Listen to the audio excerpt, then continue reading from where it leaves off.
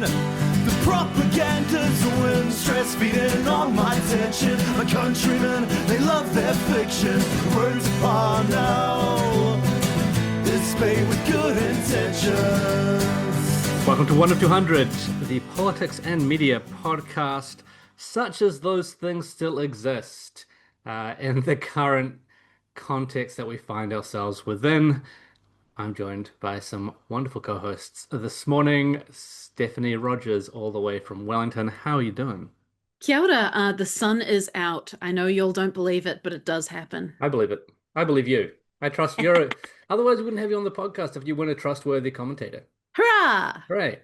And we've got PMax from sunny Hamilton. Curtains are closed at the moment, but it does look like we have a bit of sun outside. Listen to that. He could have lied. He could have lied. He gave us a full rundown of what he believed to be true, given the evidence at hand. That's how you know you can trust us, because we're not going to give you details that we don't believe ourselves. This is 1 of 200. It's been a little while since we have done a current events episode. Let's kick it off. A little bit of pop culture, I guess.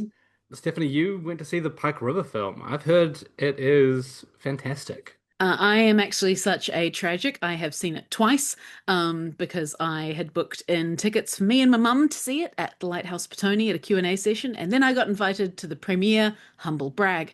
So yeah, I'm a big fan, and I'm telling everyone I know, including everyone listening today, that this is a absolute must-see to just get your head right to go into an election year to change this goddamn government. And I will now spend the rest of the podcast waxing lyrical about it because it's fantastic. But no, seriously, it's the story of Anna Osborne and Sonia Rockhouse. So it's the Pike River tragedy through their friendship and relationship. It is 2 hours. It packs a hell of a lot in. Having seen it twice, it's even better on the rewatch, though you cry at different points because you know what's going to happen this time, at least in terms of the movie. Obviously, you know what's going to happen going into it. And I think it really treads a beautiful line between like kind of heartwarming, the power of ordinary people to change the world in the face of disaster, but without doing that kind of Hollywood schmaltzy thing. Like, I keep comparing it to Erin Brockovich, a movie that I do love, but Erin Brockovich very much has a coherent story of here's her background and here's the things she finds and here's how she fixes it. Whereas Pike River, the movie, is just a bit of a roller coaster because that's what the family's lives have been like since the disaster happened. There hasn't been a clean resolution. There still isn't a clean resolution. Right now, they're running an open letter on together.org.nz because this government is trying to dismantle the very health and safety reforms that we put in place to make sure Pike River wouldn't happen again. So it gives you a really balanced sense of we can change the world, but it's not going to be easy. And it's the allies and comrades you have with you on the way that will make all of the difference. So just highly recommend, even if you don't care about the politics, and if you don't, why are you listening to 1 of 200? But even if you don't care about the politics, it's Melanie Linsky, it's Robin Malcolm, it's Lucy Lawless, it's goddamn amazing. And I mean, if that floats your boat, there is a Jacinda Ardern cameo. So just 5 out of 5. See it, take your friends and whānau, get hyped, change the world. Fantastic. What a review. What a review. Get out and see it, everyone. I think it's one of those, it's a really interesting event in the sense that it did get a fair amount of media coverage and continues to, right? It's not many tragedies like this that get a feature film, and yet it still feels like it ends up being memory hold in a lot of really important ways. And the government's decision to try and remove some of those safety like work safety policies as a really clear example of that. Like, yeah, there are these people who have been fighting for it and they've had regular media appearances for the last decade, and changes were made previously and etc. But we still think that the electorate, the voters, aren't going to care enough or aren't going to know enough about it that we can kind of get in under the radar. And certainly I haven't seen many New Zealand media drawing a line between the current government's decision and Pike River, even with the release of the film. And I think we also can put it into the context of how the National Party have operated across time. I mean, if you're a lefty, just go for the amazingly on point John Key appearance, portrayed by an actor, but that actor just nails it. There's also a wonderful satisfaction in some scenes where you can tell which extras are meant to be representing Judith Collins and Jerry Brownlee, and you're like, haha, you don't even get lines. That's your role in history. But I completely agree. There's a real memory holding here where we kind of turn Pike River into, well, it was mining and mining's dangerous. So, maybe some bad things happened, and when you actually understand the full story of Pike River, how it's about deunionization and it's about uh, corporate corruption and it's about the running down of so many systems. And I will flag, I've seen some criticism from the left of the movie, and I'm just going to tell you all to sit down and shush because, yeah, the movie is already over 2 hours long. It does not have time to go into the detail of the political situation around the 2017 election or the impacts of the Employment Contracts Act. It's one part of an incredibly complex story. And even at the Q&A sessions I've been at, the director is literally carrying around a copy of Rebecca McPhee's book, being like, read this if you would like more detail, because we made a movie focused on two women's experiences of it. But I do think that does deserve calling out, that it's so easy to be dismissive of what happened at Pike and make it sound like it was just one little blip. But actually, as the open letter on together.org.nz, go sign it, says, hundreds of workers have continued to die on the job. People continue to die at work. People continue to be injured at work. And employers continue not to be held accountable for that. Even after the changes that were made following Pike Even River, after right? the changes that were made. And they're looking to take away that. Because we've never resourced WorkSafe properly, and because even the previous Labour government did not do enough to strengthen the ability of unions to step in and represent workers, like, these problems are ongoing, and it's a freaking disgrace. And when you've seen the movie and you have like faces and stories to attach to that, you'll be pissed and turn that being pissed into action. Hell yeah. I'm gonna, for the rest of my life, I guess, be furious that Peter Whittle got away with it. Oh my God. Apparently the actor who played him felt really bad, like had trouble with some of the scenes because he's like, I am playing the worst human being on the planet. And honestly, you watch it and one of the great takeaways of it is absolutely how did that man not just get murdered? Like, how was he not Graham Capelled? Not that Graham Capel was murdered, but you know what I mean. How did someone not meet that guy outside a courthouse? He is the luckiest man alive, but hopefully not for long, because hopefully we do get a decision to prosecute his ass. Fingers crossed. Fingers crossed. Is- T-Mix, have you seen it? Is his prosecution still up in the air? Like what? So, spoilers for the movie. His prosecution was withdrawn, and Pike River's insurers paid some blood money to the families, and that's a very upsetting scene in the movie because the families weren't consulted at all about that. Anna and Sonia then took legal action to have a judicial review of that decision, and ultimately it was found to be unlawful. So, with that combined with the recovery of the drift, this is the entire end of the movie. So, thanks, Spoilers. PMAX.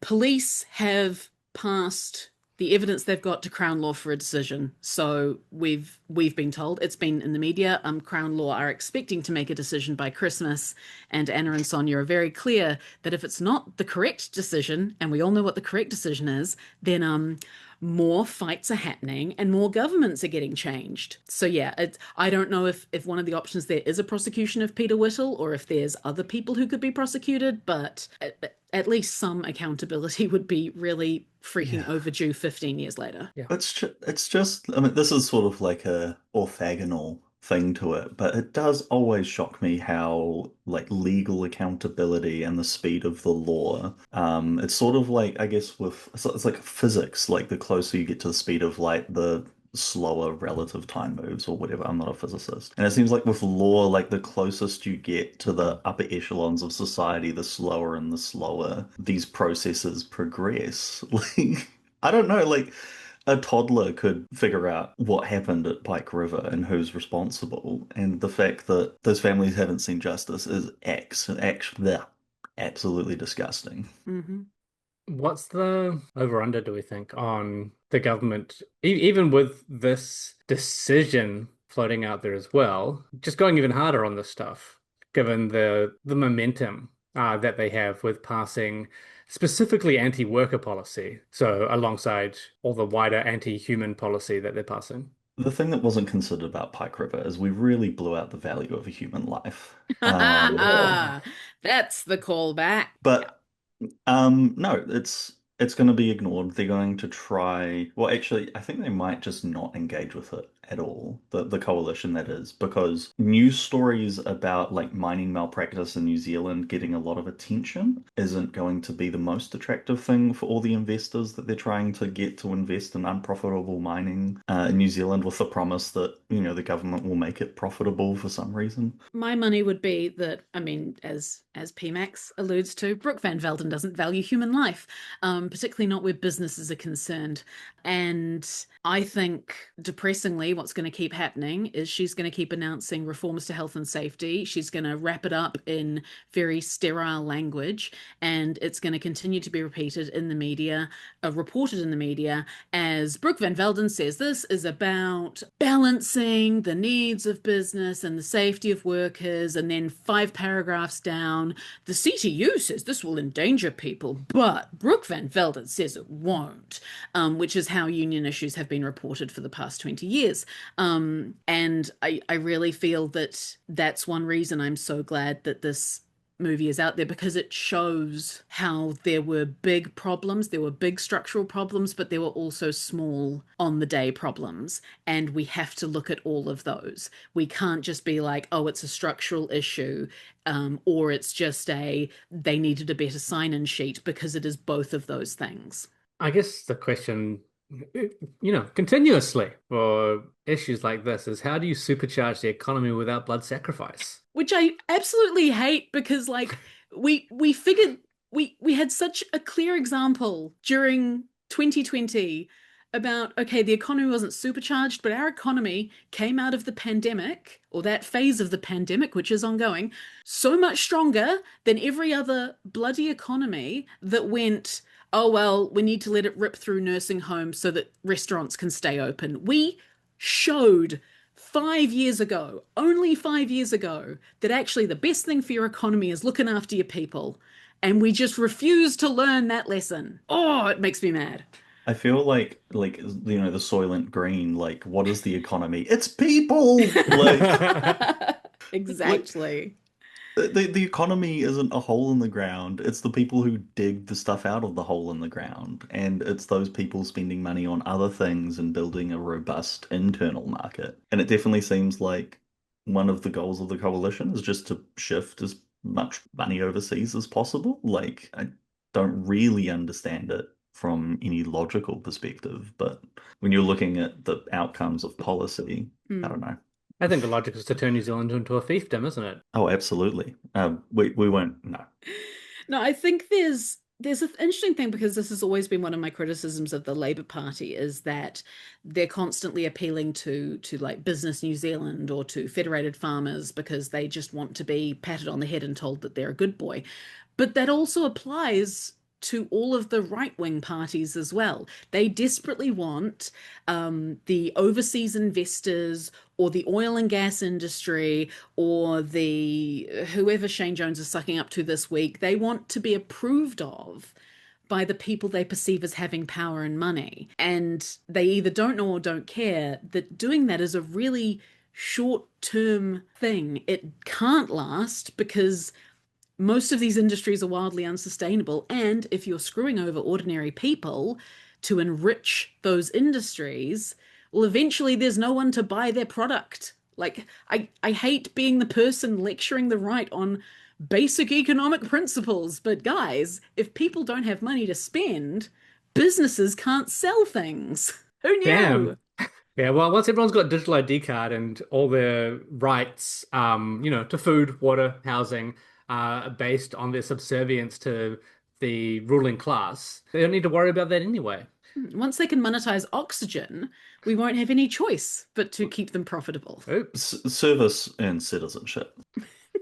Would you like to know more?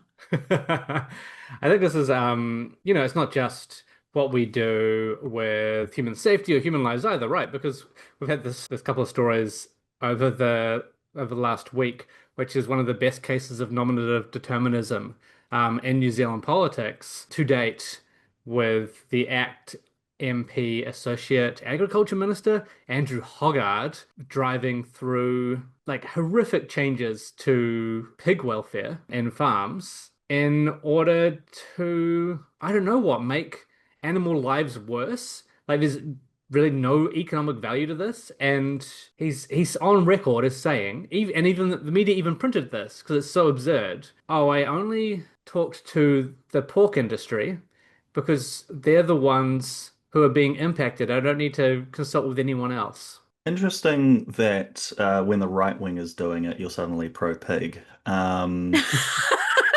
He, No, he got uh, me. Zing! wasn't it also not even the pork industry? It's just sort of like three corporations in a trench coat that actually don't even represent the majority of pig farming in New Yeah, Zealand. it was the major farming companies, right? Yeah, And I think because they are like 40% of the market. yeah, and most of the market is smaller, maybe independents overselling it a bit, but smaller farmers who have already transitioned to more ethical pig farming methods because they're like, oh, well, what was it? Before the end of the year, you had to get rid of farrowing crates.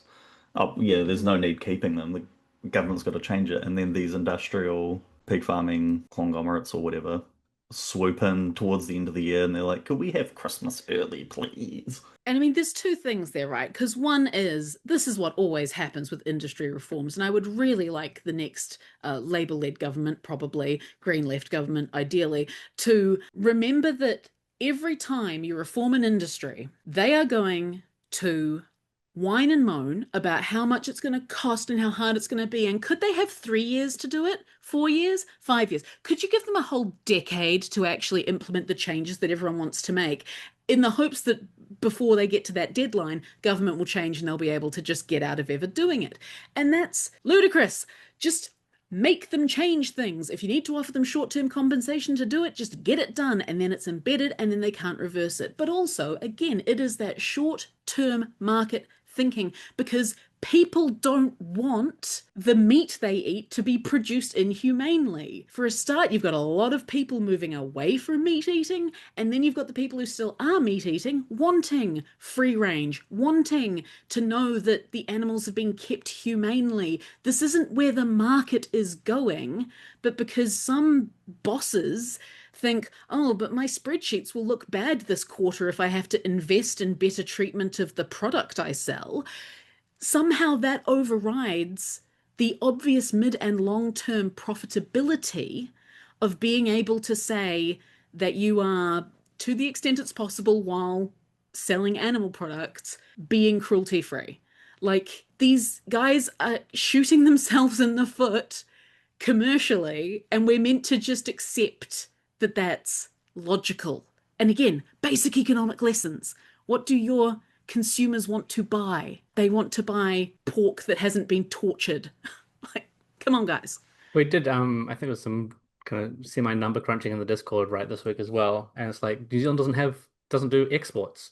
Like why are we trying to ramp up the scale? There's no internal market for pork really that is worse off. Like we already see these trends happening. And unless you're looking to suddenly do a major export drive, why are you trying to increase production in ways that are less accountable? It's just absurd. I think, like you say, Stephanie, they're not even really thinking about that. They're just like, oh, this financial year is looking a bit tight. We haven't made $600,000 profit at a minimum. In the same way that the banks and the supermarkets now are like, we have to turn over $1 million a day, and then give it to our shareholders, even though we're partially public owned.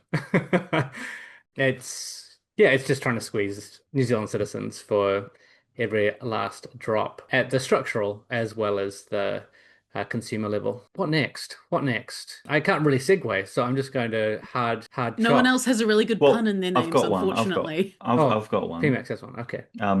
Speaking of like a lack of systemic awareness and analysis, maybe move on to the Yeah. Yeah, there's curriculum a segue, all changes. right. Well, clean. Like there could have been something about like economics education, like speaking of poor economics education, the Speaking of cramming vulnerable people into small boxes and mistreating them. Oh, Yeah. beautiful, Yes. beautiful. Do we want to do charters or curriculum first?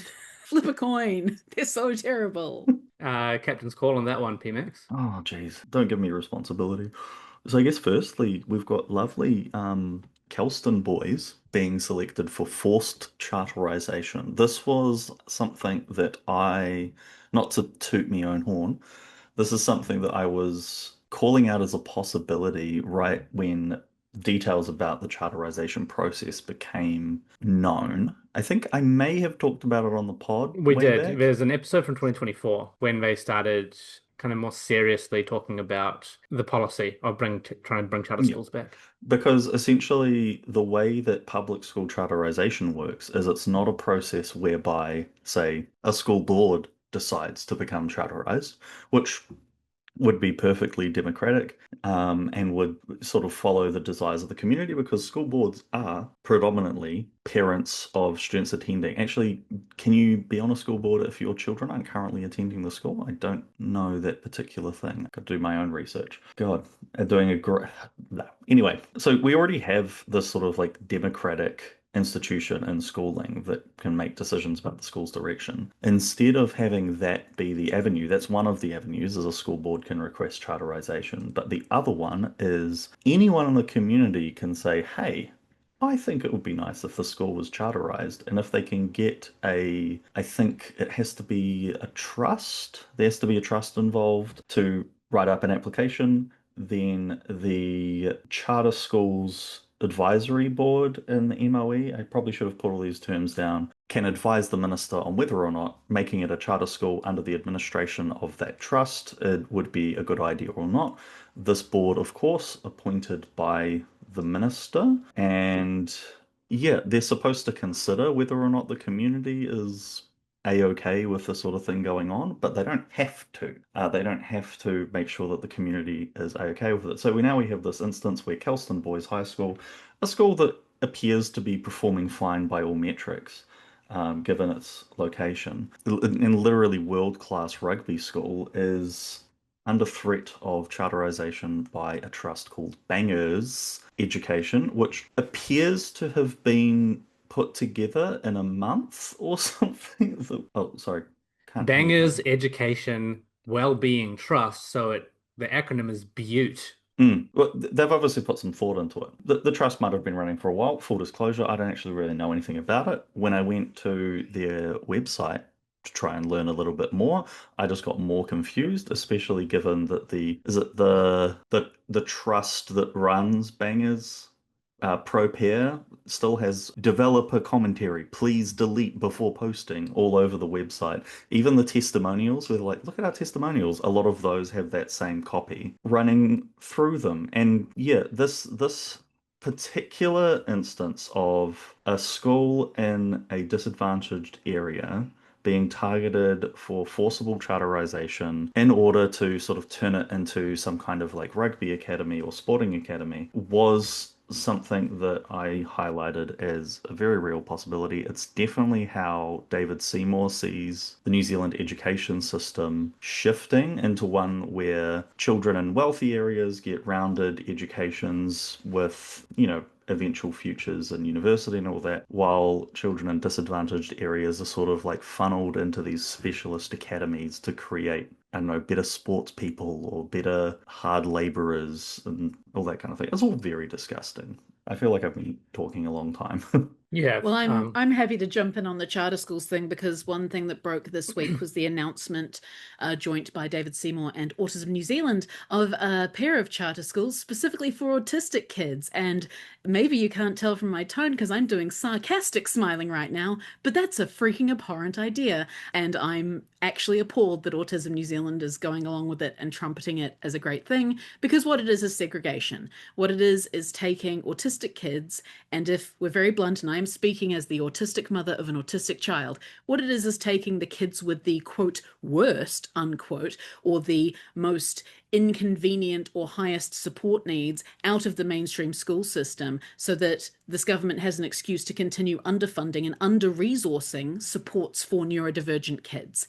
And I have seen a lot of parents of autistic kids who are happy about this because they are desperate for anything to help them, because the amount of support available is embarrassing and the hoops you have to jump through is embarrassing. Tiny example. When my daughter got her diagnosis, we were given a form for MSD to apply for child disability allowance, which we were told by the health system is just automatic if you've got an autism diagnosis. Well, it turns out it's not, especially if MSD have updated their forms so that the documents they require are different to the ones you've been told they require.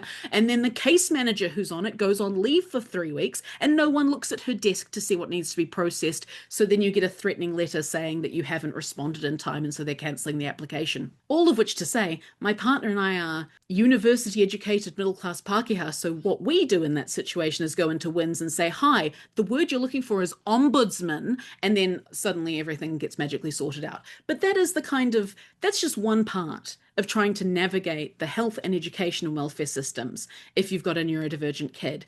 And given that when someone says we're going to open a special school that's going to be special for them and tailored for them and give them the support they need, a lot of people are going to go, thank God, something, at least, finally.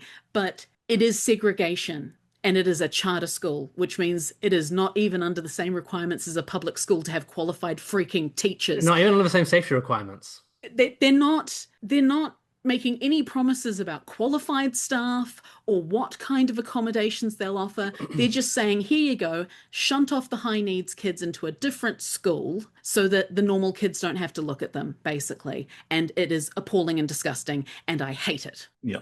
It's sort of continuing New Zealand's long tradition of segregation in schools. Obviously Tomorrow's Schools was a really huge driver of that, but Tomorrow's Schools just isn't good enough because you might see a disabled or you might see a brown child at your wealthy kids' extremely privileged school. So we've just got to work on building those distinctions more.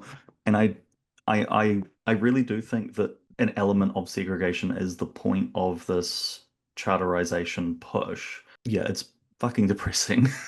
Yeah. The other charter school that's been announced is the Nazi one that has been announced by Jonathan Ayling. He used to be the head of a free speech union. And how old is he? Like 30 something. He's And pretty young. what educational experience does he have? I think he has a theology something or other. I don't care. But he's on the board of Internet New Zealand now. He left the FSU to take up that role after they did a really bad faith voting campaign to try and entryize Internet New Zealand to kind of get some fingers in there. He now is being gifted a New Zealand Herald weekly opinion slot to just talk shit. He kind of takes himself as like a New Zealand's turning point kind of guy. Like, I'm just going to debate things and I'm not a fascist at all. And the pitch for his school is it's based on Western values. Like, Kyle, is that a dog whistle for anything? Well, funny you should ask. Yes, it's a dog whistle for being a white supremacist fascist. Have you seen some of the marketing copy from that school? It's actually deranged. It's Of course it is. It's full on like marble statue avatar posting, just like we need to protect the West from the hordes of the East through education. How many words in their mission statement, PMAX? I don't want to check. Hey, actually, Between 10 and 20? to be fair, too many words. They went for 88 instead of 14. But they get to keep doing this bad faith thing, right? Where we're like, oh, no, it's just about debate. It's just about Western values. The Greeks and the Romans. Never any problems with those guys. I think just absurd. I think as I put it on Blue Sky, where I am very funny and everyone should follow me, it's always funny hearing people talk about Western values and tradition, because what the hell do you guys mean? I think I put it as, it's this delusion that there is some unifying grand tradition in which the Romans, the Greeks, the Vikings, and dead Enlightenment guys and wigs are all sharing the same values and ideas about And Winston the world. Churchill. And are all heterosexual, very heterosexual. The history of Western Europe deeply conservative Christian and heterosexual. Like, come on, guys. I feel like if they saw what those marble statues were actually meant to look like, because they used to be painted like drag queens, they would actually die because they've got this bizarro white supremacist view of the world, which is simply incoherent nonsense. I guess the other thing to keep in mind as well, with the idea that there's a need for this kind of school, the way they've just changed the entire curriculum to align with what Ailing and the school's PR is espousing means Yeah. that there isn't. What, teaching 9-year-olds about the importance of hoplites and warfare and Hoplites! well, the thing that's crazy to me is like, well, if we're going to be teaching the kids about Peloponnesian military tactics and hoplites and all that kind of thing, are we going to be teaching them about the relationships that all those hoplites have with each other, or is that just going to be sort of swept under the rug? I loved that it was hoplites because, and sorry, I'm going to nerd out for a minute. One of my favorite gaming YouTubers, Many a True Nerd, is a giant classics nerd, and he did a whole playthrough of Rome Total War. And in one like bonus episode, he was just like, "Here's how overpowered hoplites are in Rome Total War," and just set up a couple of units of hoplites at the end of a bridge and sent cavalry against them. It was very funny, but also I was like, well, there you go. There's that's like 15 minutes out of your curriculum. You've taught the Yeah. importance of hoplites. Yeah. What Age of Empires pilled boomer did they get to write this stuff? Because it is so bizarre. There's It's just a checklist of of facts. fashy talking points, and somehow that's meant to be a curriculum. And that's I not an overstatement. There are literal fascist talking points mm, throughout the whole document, most egregiously, in my opinion, with the World War II section, which, yeah, thankfully they stopped short of outright endorsing the Thousand Year Reich, but they did everything but condemn it. I mean, Like, they are this far away from students will be asked to prepare an essay on how Germany was stabbed in the back in the Treaty of literally, Versailles. It's Like, not true. literally. It's in the notes. It's fine. And the problem is, it's all dumb facts. It's like a guy who just watches YouTube videos talking about the greatest battles of World War II. It's their understanding of history. There's a section on the World War II section, so I'm not going to get too far into the weeds.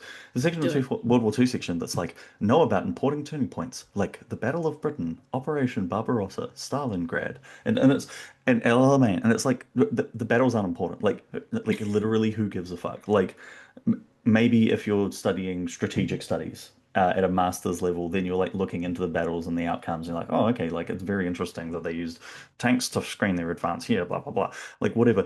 You don't need to know that as a like an average student of history. It's fun, I guess, but it's much more important to know the economic, political, cultural contexts that those battles happened in, which is basically completely absent from that part of the curriculum.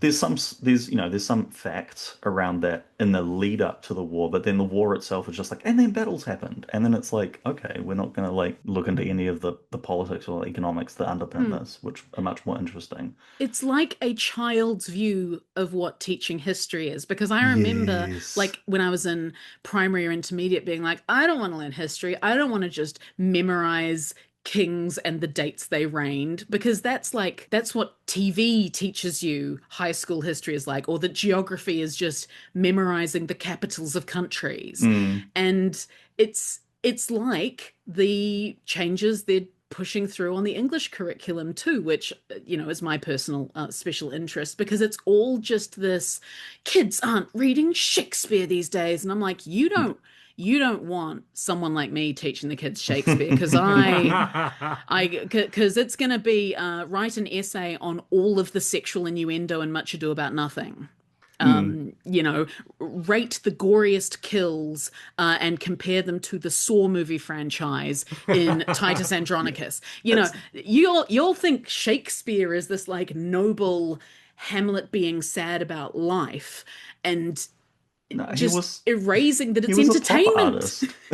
The man wrote Titus Andronicus. Yeah. He wrote teenage rom-coms. Like, yeah, it's such a divorced view of what education actually is. It's Yeah. like when you see people who clearly didn't go to college writing characters going to college in Buffy the Vampire Slayer. It's like that is not how a lecture works, guys. Oh, I've got a It's little guest star, excuse me. Yeah, it's crazy because like both with the English and the social studies curriculum, I think you hit the nail on the head. It's absolutely what someone from the outside looking in thinks the subject is about. And like most recent update on the English curriculum, which was changed from mandatory Shakespeare, I believe now you just have to teach five separate types of text, one of which I believe I might have to check this again, but I believe is a 19th century novel. And I don't know if the people mandating that have read many 19th century novels or know what they're sort of getting themselves into there with English teachers. Like, I don't know, like I want to do like Crime and Punishment or Anna Karenina or something like that, like just really go off the deep end. Yeah, it really does. I'm still convinced that, we know they had a group of non-experts writing this curriculum, right? That is a matter of record. And the same is true with the maths curriculum, which we haven't talked about yet. These are not people who have taught these subjects. These are people who have an ideological frame that they want to apply to these subjects, and think they can just be super prescriptive, thus the listing of facts that you need to be taught. And that's what a curriculum is, which is just completely not the case. Like that's just not real at all. And I do get the feeling that they just kind of put this into ChatGPT, and then they're like, "This isn't racist enough. Let's ask Grok. That's been trained as a Nazi." Yeah, And the final document is closer to that. well, there's also some educators have been pointing this out, and I haven't done the comparisons myself, so take this with a grain of salt. But apparently, the reason for a lot of the disconnect, because a lot of the concepts that are being taught like several year This levels is one before of they the would clues, be, right? both with both with maths and with social sciences. Apparently, a lot of it was just lifted straight from the Australian curriculum, which does year levels different to New Zealand. Hmm. And they didn't even sort of check that difference. This is the other thing as well. A lot of the stuff that's being covered is just not New Zealand centric at all. Like, I mean, even like excluding the lack of coverage of the history of Aotearoa, right? And of Maori. They're just random like American stuff. Like, why is this in here? Like, what is the purpose of this? Who has decided that this is something that should be in the New Zealand curriculum? Hmm. And again, I was just like, hey, tell us the things that you need to know at grade level history. Okay, here's a bunch of stuff at the grade level in Australia. Here's a bunch of stuff Yeah. at which is a different grade level. Here's a bunch of stuff from the US. And they're like, oh yes, we're so good at this. Now we just need to piece it together and put it in a list. Hmm. It's such a sloppy mess. I think there's two drivers of it too, though, right? And that explains why however they've generated this text, nobody has then questioned it before it's gone to publication, or someone has questioned it, and I really hope there's some OAAs going in about that. But there are two sides to it because one is clearly comforting grumpy boomers, the kinds of people who will sit there and go, kids these days don't even know about the hoplites. It's ticking those boxes for grumpy people, but it is also fundamentally about imposing an ideological worldview, which is again, with conservatives, every accusation is a confession. When they go on about things like the relationship and sexuality curriculum, which they've gutted, being, imposing ideology on kids or trying to socially engineer the youth into understanding that gay people exist. Oh my God.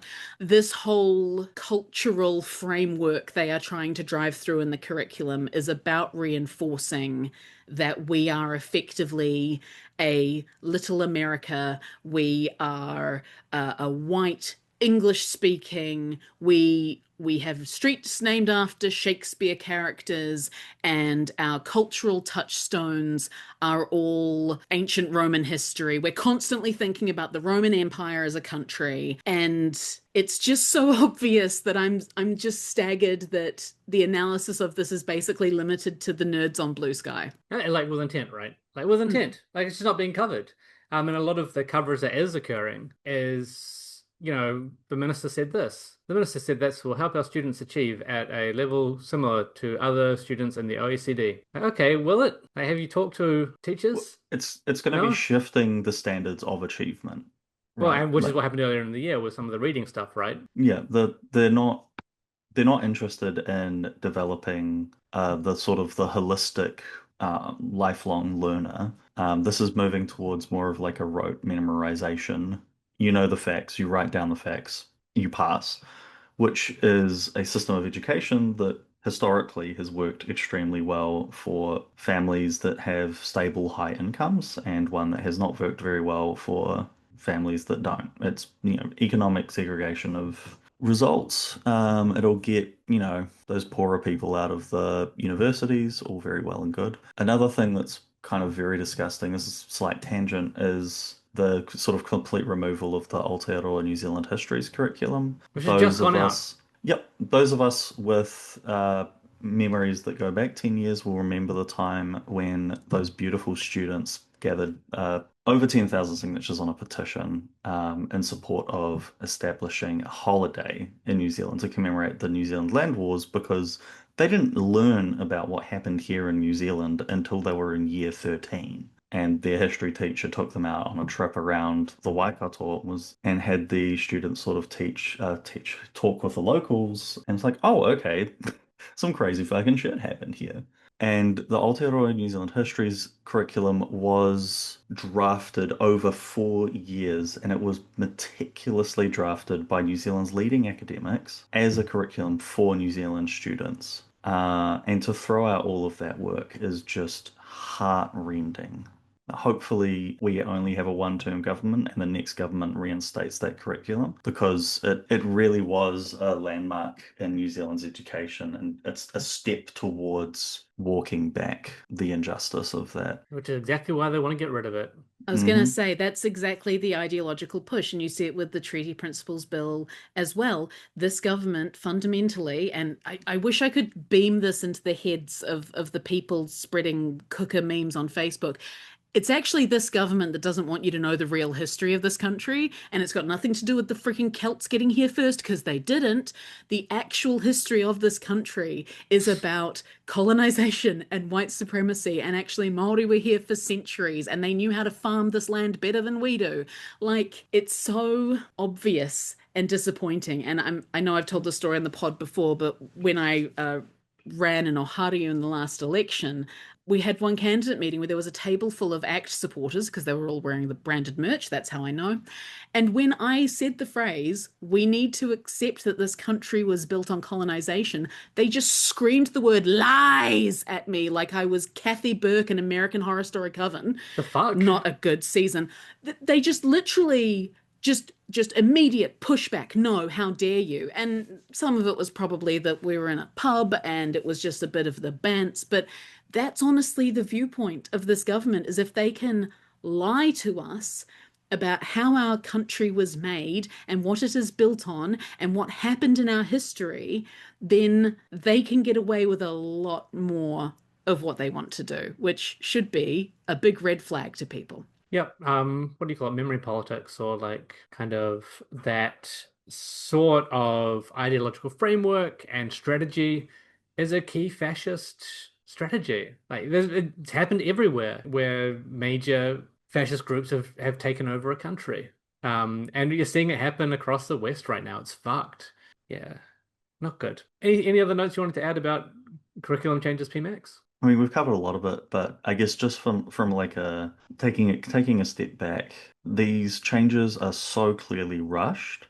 They're not thought through at all. We don't even know what the school leavers level assessment is going to look like to match with this curriculum that's being taught because we still don't have years 11, 12, 13 building off these curriculums. Looking at the skills just from the social sciences line, I don't know how we're going to be able to teach the current level of year 11 history, geography. I guess social studies is being turned into civics because social studies encourages direct action, and we don't want that.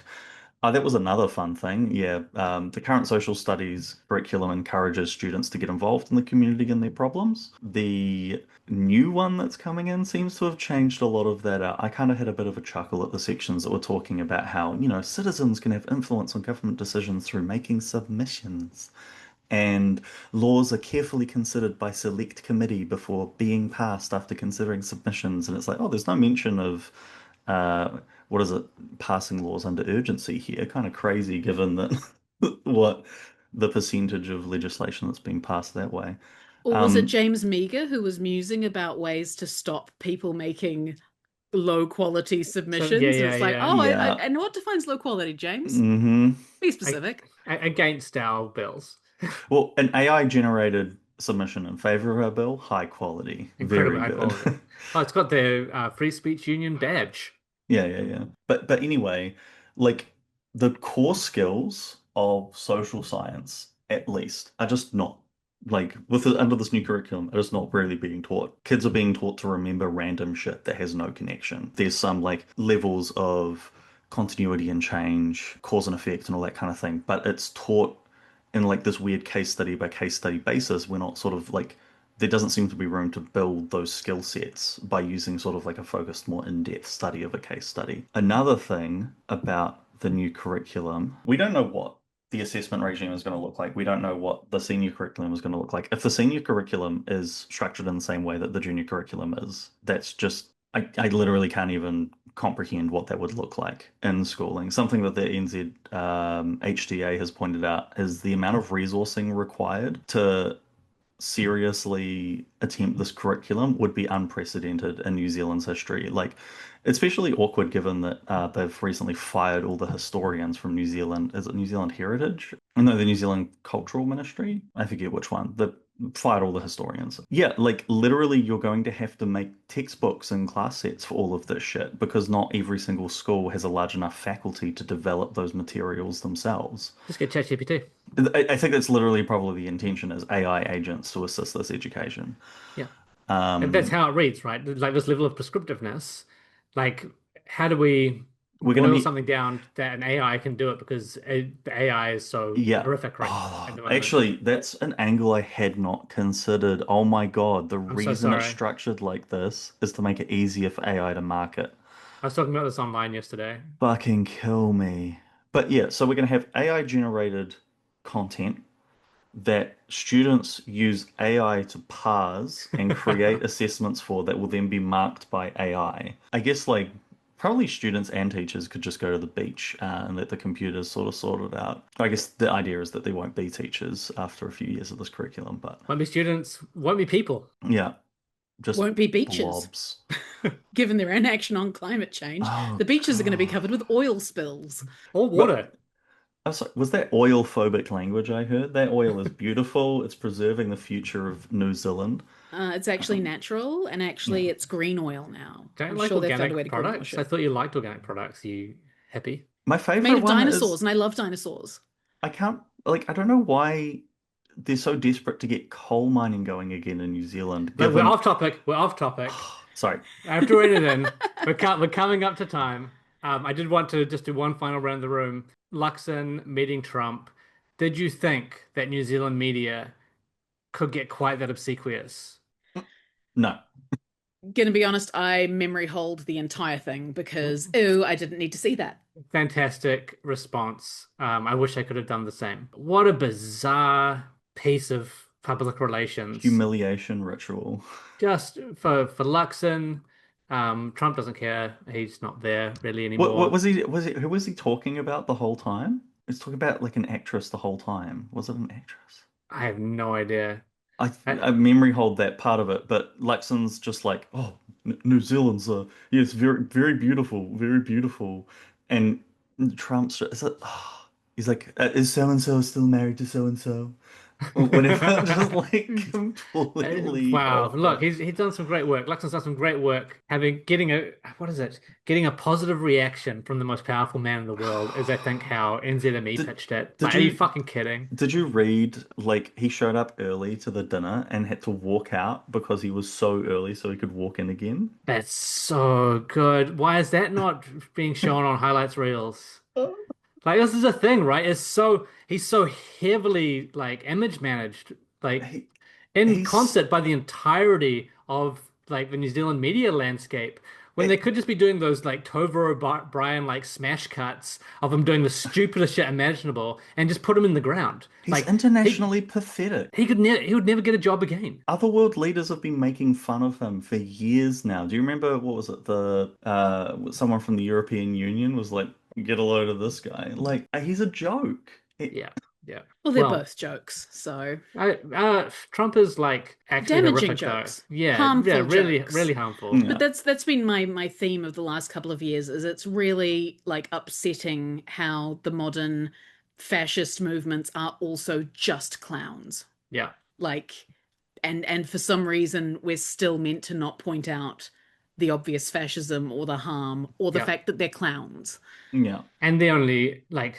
The clowning is supported by the infrastructure, right? Like refusing to do anything about it because they're also fascist. As an international reporter, right? As one of the people who gets to like jump along on the junkets, and I say this as someone who is by far and away not the biggest fan of Jacinda Ardern, but going from the sort of gravitas that Jacinda had on the international stage to being associated with Luxon, like surely the shame alone would motivate some kind of like different response. I don't think he's capable of learning. I don't actually think he's capable of much in the way of critical thinking because Luxon's whole style is... I was talking about the reporters, not Luxon. Oh, the reporters? Oh no, I don't know what they're doing. Like, I genuinely... Keeping their access, I guess. But it's not like they can cut off access in this country. That's the thing. I can see why in a country like the United States, where you've got all of these different media outlets and companies,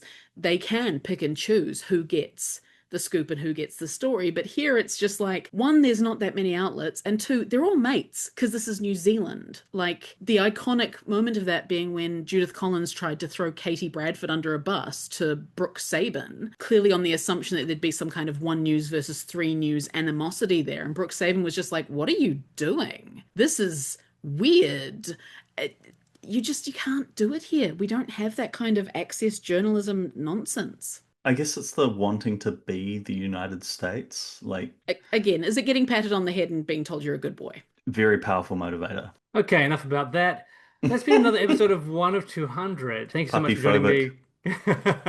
Thank you so much for joining me, Stephanie. Yeah, I did have 2 recs, very short. Get in. People should read the Verity Johnson piece on Stuff about how the government is dicking over survivors of abuse in state care. And Dr. Susie Wiles has a pledge me because fighting for basic health and safety from University of Auckland has left her $400,000 in debt. So please go give Susie money. Fantastic, Rex. And thank you, PMAX. Been lovely to be on. Wonderful. That's been another episode. It's been lovely to have you listening as well, our audience. Give us a share, give us a like, give us a subscribe. There's a Patreon link down in the summary. And I think we've got another episode coming midweek. Maybe one came out yesterday. I'm not sure. It depends on the production schedule. But we'll be back next week for current events on the weekend. So we'll catch you then. If artifice is art, then I'm living a pointless life, but learning all your lessons. Fucking politics, there's no distinction. The road's upon now. It's paved with good intentions, and I'll admit that I'm at a loss for what to say when they quote this as a cost we ought to stay. 'Cause I live amongst the people every day in this vindictive, forgetful fucking